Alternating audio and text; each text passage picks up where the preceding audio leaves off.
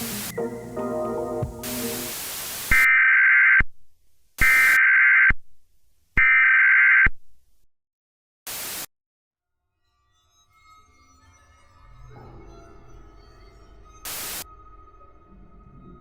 tunnels of St. Mercy Road has been a passion project of mine since February of this year.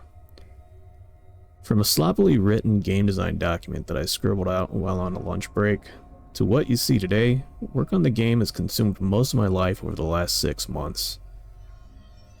On April 23rd, the game was released on itch.io. You guys are on a delay. It is exactly 11 now. The game is now officially up.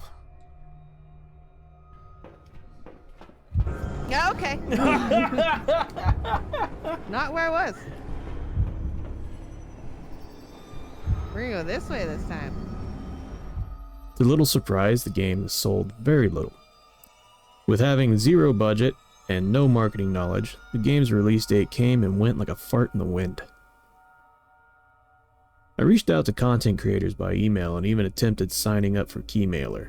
Unfortunately, they did not support itch.io, so I was turned down. Having proven to myself that I can make a release a full game, however, the next clear goal was to find the funding to release the game on Steam. As if by coincidence, an opportunity fell into my lap that would fund the Steam release, and I jumped at it. Work started once again on the game to update the game to include achievements as well as fix some things that I wasn't happy with in the original release, including updating a few graphics.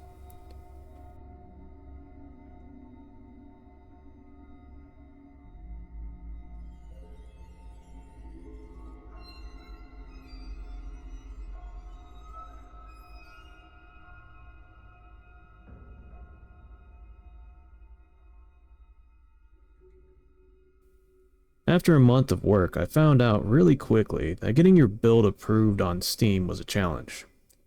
Valve employees seem to manually review the build and check for anything that they can find that may differ from what is advertised or stated on the Steam page, and one little content warning I put in as a precaution seemed to stop the release repeatedly, and resetting the timer on how soon I could release it.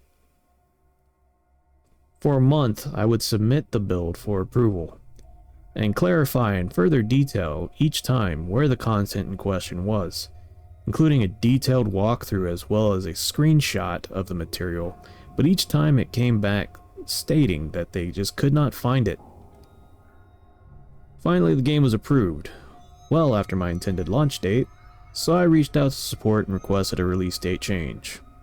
Unfortunately, due to Steam summer sales, I was advised to push out my release date by a whole other month, so I agreed and I waited.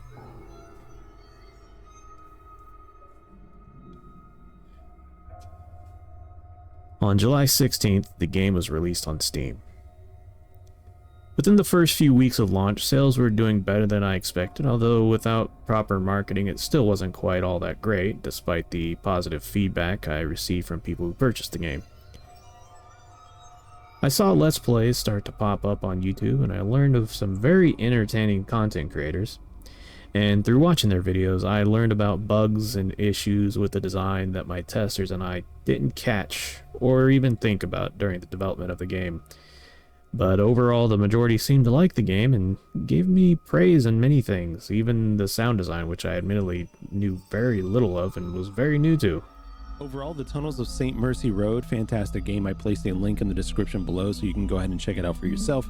I believe the low poly, pixelated look and the atmosphere was fantastic. The music was really good, really well done, and the sound design of just the atmosphere really helped make it an unnerving and uncomfortable experience through.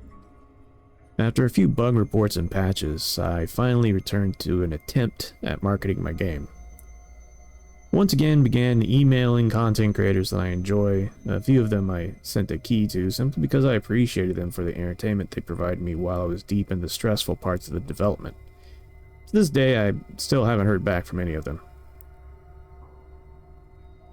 I returned to Keymailer once again, this time having a Steam page for them to display.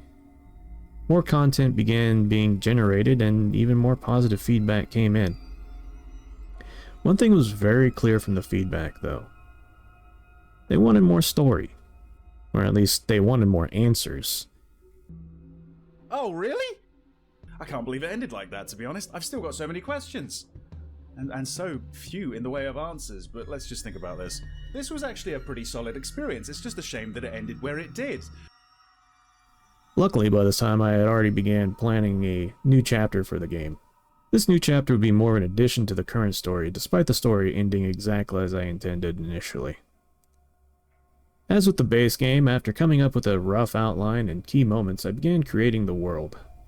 I studied the level assets from games like Resident Evil 2 Remake, as well as a few other games, and this time I decided to go with a little less modular approach.